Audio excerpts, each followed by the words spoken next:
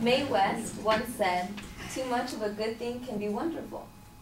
Too much is never good." So I beg to differ with Mae West. I don't know if you remember, but I compared myself to a Sour Patch Kid. First they're sour, then they're sweet. And that's very much my personality. Sometimes I'm quiet, and then I'm really loud. So I go from one extreme to the next. That's too much. That's too much of happy. That's too much of sad. That's never good. It's going to be a crazy roller coaster ride. You're going to get a headache. Too much is never good. Find your sense of balance, I think. So having a more Buddha sense of life is something I should strive for, although I have trouble with it. It's not always the easiest. For example, in my life, as a child growing up, I was very score-oriented. 4.0, 4.0. If somebody messed with my homework, they crumbled it, I had to do it all over again. Just straighten it up. My cousin was like, "You're going to burn out." And sure enough, getting into high school, freshman year, 4.0, great, honors, looking good. The rest, I didn't do so well. So you need to find your sense of balance. Don't go over education so much so that you're not going to have a fun time. And then going to high school, I started partying. Alcohol, no, never, never. And then too much of it. That wasn't good. So too much of anything, no bueno. Yin and yang, good and bad. Find your sense of balance, harmony. Buddha went through extremes of eating excessively. Didn't find happiness. Extremes of not eating, lost a lot of weight, but still not happy. So finding your sense of balance in life is probably key to do it, and I still need to exercise that sense of balance. So too much of anything, like Mae West said, no bueno, keep away. Thank you.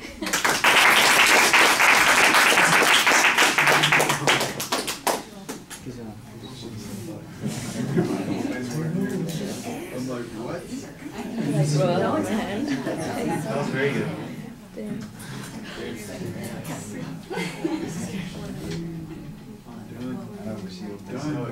I'm not the only one that's like that.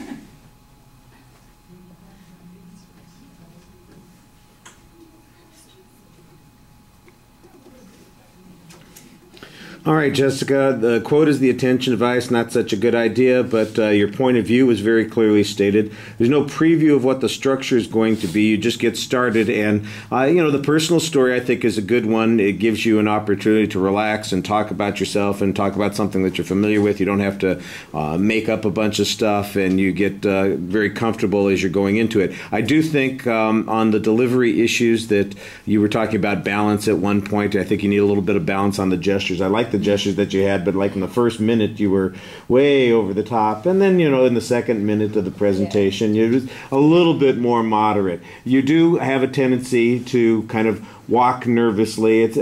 I think you need to be a little bit more purposeful in those movements. You don't look quite as controlled, and there's a couple of spots where you're crossing your legs awkwardly as you're doing that.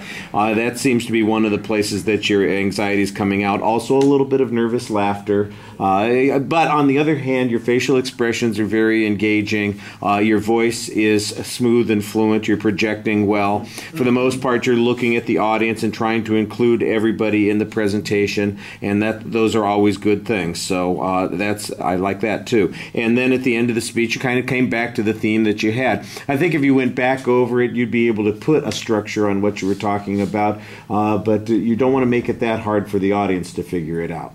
All right, thank you.